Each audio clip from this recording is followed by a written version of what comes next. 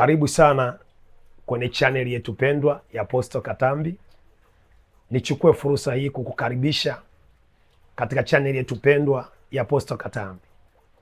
Channel hii ni kukupa maarifa ya rohoni, uweze kushinda vita vya rohoni. Ndio maana unaona nimekuwa nafundisha kitu, nikikifundisha nafundisha ili uelewe na wewe uwe mwalimu kwa mtu mwingine. Ili upate vipindi vyetu unachoangalia somo hili, nimefundisha masomo hapo nyuma, angalia video za hapo nyuma kwa habari ya mkuu wa anga. Nimefundisha video hapo nyuma kwa habari ya mkuu wa anga, kazi ya mkuu wa anga. Leo tuko katika sehemu ya 13. Nafundisha vipengele vya kumwombea mtu kumtoa katika magereza ya mkuu wa anga. Vipengele vya kumwombea mtu na kumtoa katika magereza ya mkuu wa anga. Bado tunaendelea kazi za mkuu wa anga. Nimefundisha kazi ya kwanza ya mkuu wa anga, anafunga ufahamu wa mtu. Nimefundisha ufahamu wa mtu ukifungwa, maisha yake yanaanza kuharibika, mambo yake yanaanza kuharibika. Yale matumaini uliokuwa nayo mara ya kwanza kwenye biashara, kwenye uchumi, yanaanza kupotea. Yale matumaini uliokuwa nayo mara ya kwanza kwenye ndoa, kwenye familia, yanaanza kupotea. Mtu alikuwa na msimamo kwenye maisha, unaanza kuharibika. Nikafundisha hatua ya pili ya mkuu wa anga, anafunga maombi. Unapoomba huwezi kuomba. Unapoomba anatuma majini kwenye anga, mapepo na mashetani kwenye anga, yanakufunga kwenye maombi. Kwa ukiomba unasikia usingizi mzito, ukiomba unapiga tu miayo, ukiomba unasikia tu kuchoka, ukiomba unaishiwa na maombi ya kuomba. Hii ni kazi ya mkuu wa anga nimefundisha. Lakini nimefundisha pia sehemu nyingine, magereza ya mkuu wa anga. Baada ya kukukamata, huwa anakuweka kwenye magereza yake ya mkuu wa anga katika ulimwengu wa roho. Sasa tunaanza kuangalia vipengele vya kumtoa mtu aliyefungwa kwenye mkuu wa anga. Nikafundisha mkuu wa anga akimfunga mtu huwa anafunga nafsi. Mkuu wa anga akifunga mtu huwa anafunga nafsi yake. Na akifunga nafsi yako, nini kinachofanyika katika ulimwengu wa roho? Nafsi inawekwa kwenye magereza, na yale magereza ni magereza kabisa makubwa ambayo yana walinzi. Unaposikia walinzi wanakuwa wamezunguka kwenye yale magereza, kwa unakuwa unalindwa usitoke kwenye ile gereza. Na kitu kingine, katika yale magereza anakuwa na kuta ndefu sana katika ulimwengu wa roho, lakini yani limejengwa katika ardhi, lakini ni katika ulimwengu wa mwili wa roho. Ndio maana unaposikia kwa mfano Gambosh ya Bariadi, pale ukienda ulimwengu wa mwili huwezi ukaona chochote, lakini ulimwengu wa roho kuna kitu kinaendelea katika ulimwengu wa kiroho. Sasa haya magereza yanakuwa na walinzi wake wa kutosha ambao wanalinda wale watu katika ulimwengu wa roho, zile nafsi za watu katika ulimwengu wa kiroho. Isaya sura ya 42 mstari wa 22 anasema, lakini watu wangu ni watu walioibiwa, waliotekwa, waliofichwa, waliowekwa katika magereza. Hapa Biblia haizungumzi magereza ya kimwili, gereza la Kisongo Arusha, gereza la Maweni, gereza la Butimba Mwanza, gereza la wapi hapa, gereza la Kakamega. Hapana, hapa maandiko yanazungumza magereza ya kiroho, ambayo magereza haya ya kiroho yanahusishwa na nafsi yako katika ulimwengu wa roho. Kwa hiyo nikafundisha wanapoishika nafsi katika ulimwengu wa roho, huku ulimwengu wa mwili nikafundisha mtu ana muunganiko wa maeneo makuu mawili. Cha kwanza ni nafsi inayoendesha ulimwengu wako wa roho. Cha pili, muunganiko wa mtu umebebwa katika mwili wako. Sasa wakiishika, nikafundisha nikasema, mtu anapokufa wanasema tunaenda kuaga mwili wa marehemu. Ushajiuliza mwenyewe marehemu iko wapi? Ni ile nafsi ya mtu. Umeshajiuliza ni ile nafsi ya mtu. Kwa hiyo kinachowekwa kwenye magereza ya kiroho ni nafsi ya mtu. Sasa wanapomfunga ulimwengu wa roho huyu mtu nafsi yake, ulimwengu wa mwili huwa auachi ule mwili ubaki hivyo hivyo. Wanajua kibaki ule mwili hivyo hivyo, ukiendeleza ibada, ukiwa unaomba nini, yule mtu wako wa rohoni anafunguliwa, ile nafsi ulimwengu wa roho anafunguliwa. Kwa hiyo wanachokifanya sasa ni kumtendesha huyu mtu dhambi katika ulimwengu wa mwili, ni kumtendesha mambo mabaya katika ulimwengu wa mwili. Kwa hiyo wanaposhika nafsi yako ulimwengu wa roho, ulimwengu wa mwili wanakutendesha mabaya ili ile nafsi yako isiweze, inategemea mwili, isiweze kufunguliwa, ichafuke. Ndio namkuta sasa mtu anapokuweka kwenye magereza katika ulimwengu wa roho, hawakuachi salama ulimwengu wa mwili. Wakorinto wa kwanza sura ya 6 mstari wa 19 nasema, au hamjui miili yenu ni hekalu la Roho Mtakatifu. Kwa mwili unakusaidia yule mtu wako wa rohoni afunguke, utoke kwenye yale magereza ya rohoni. Sasa wanajua siri wachawi na wakuu wa anga. Kwa mkuu wa anga anachokifanya, anakufanyisha dhambi. Kwa wakikushika kwenye magereza ya ulimwengu wa roho, huko anakutupia roho ya uzinzi. Kwa unakuwa unazini sana, unasikia kufanya umalaya, una hamu kiu ya kufanya uzinzi. Mwanamke unaye, lakini unachepuka tu, unaenda nje. Ukijiuliza, huyo unaenda nje hamzidi mke wako uzuri. Unashangaa wewe ni mwanamke, una mume, unachepuka, unaenda nje. Maana yake ulimwengu wa roho ukifuatilia, umekuweka kwenye gereza. Sasa lazima kutupia roho tu ya uzinzi.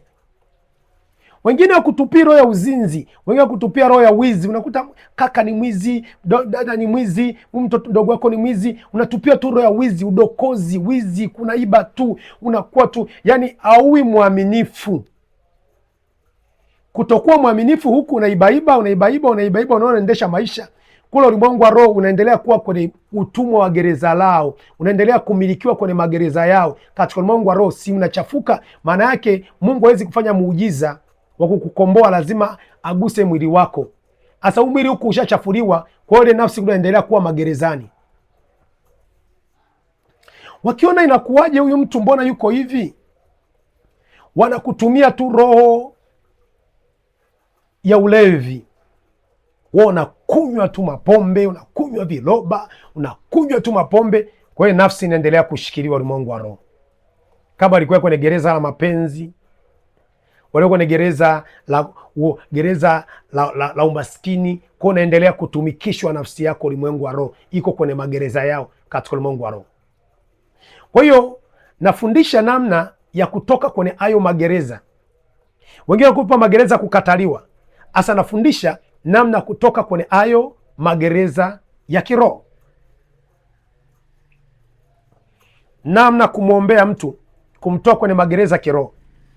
Labda ni ndugu yako, labda ni kaka yako, labda ni mjomba yako, labda ni shangazi yako, labda ni kaka yako, namna kumwombea, kumtoa kwenye magereza ya kiroho.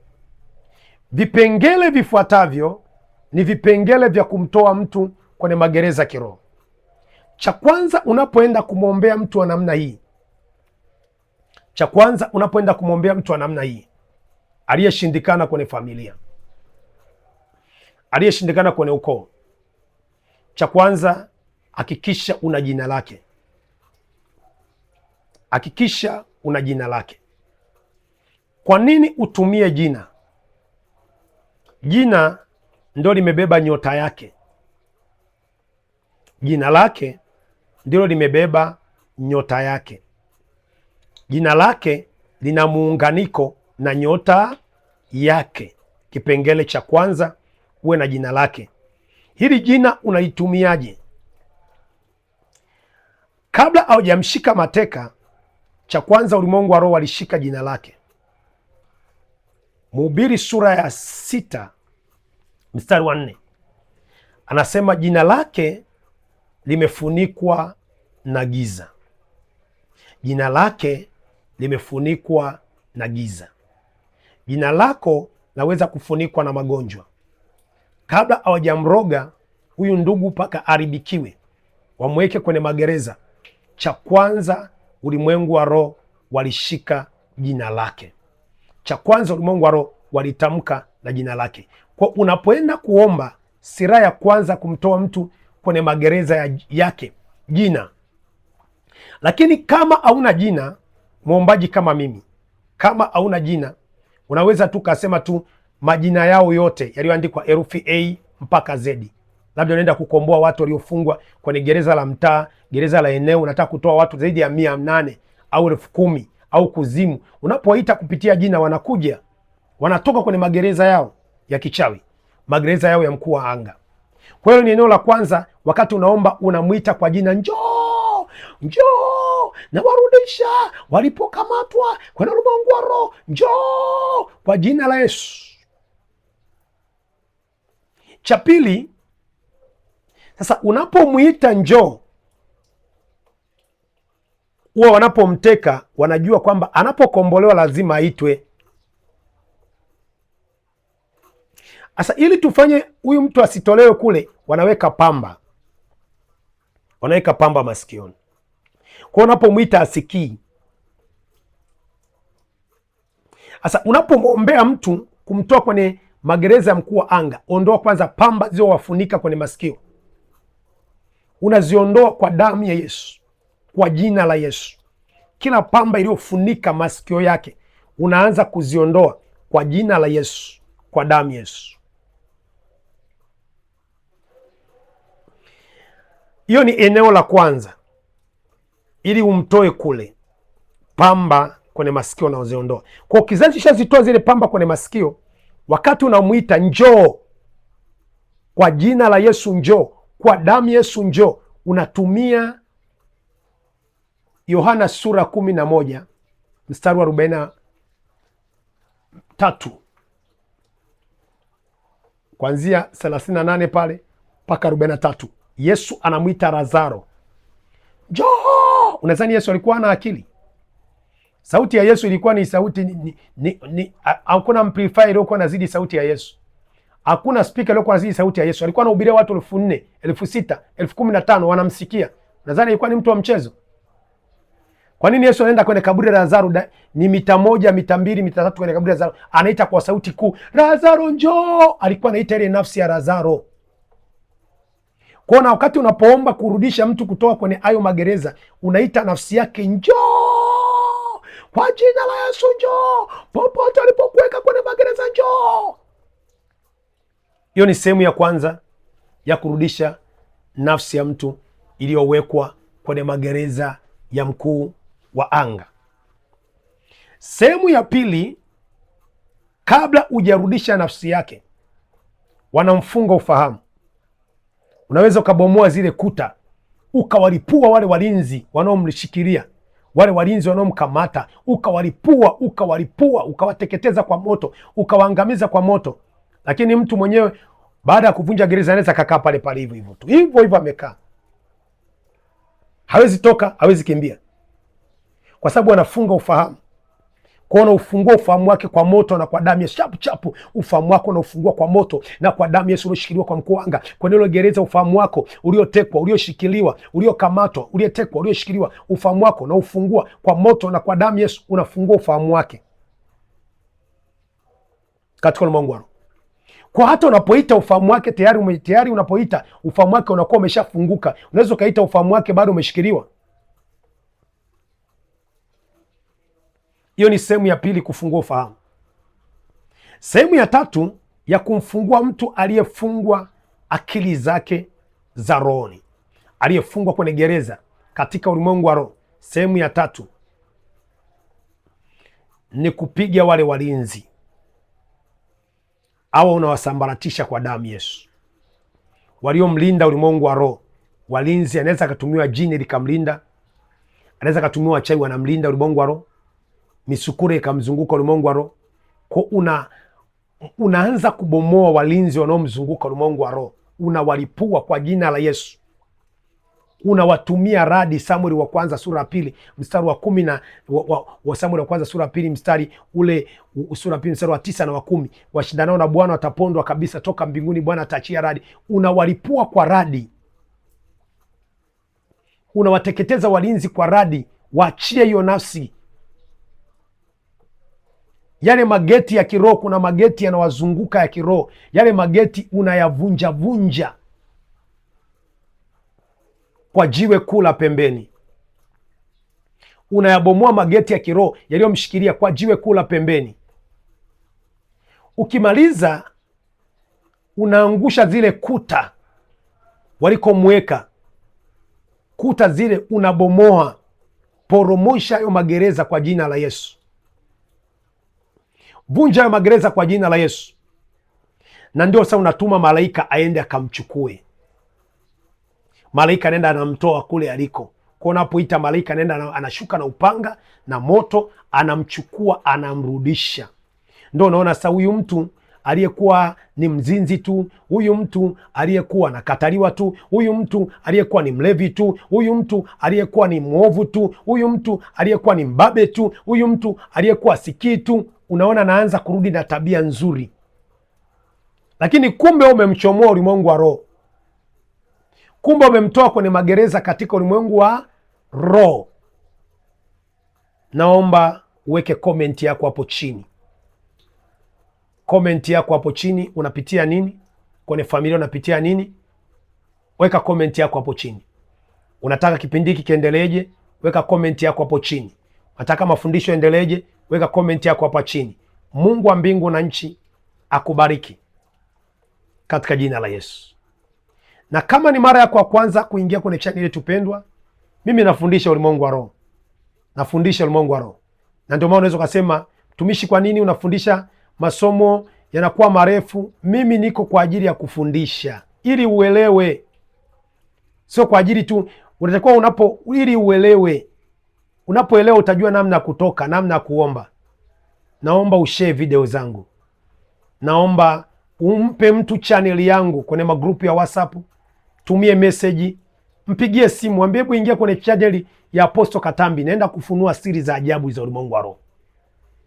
Mwambie tu aingie kwenye channel ya Apostle Katambi, naenda kufunua siri za ajabu za ulimwengu wa roho.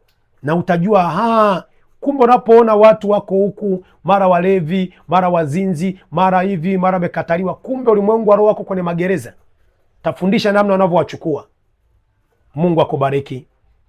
Shalom, shalom, shalom Israel. Amen.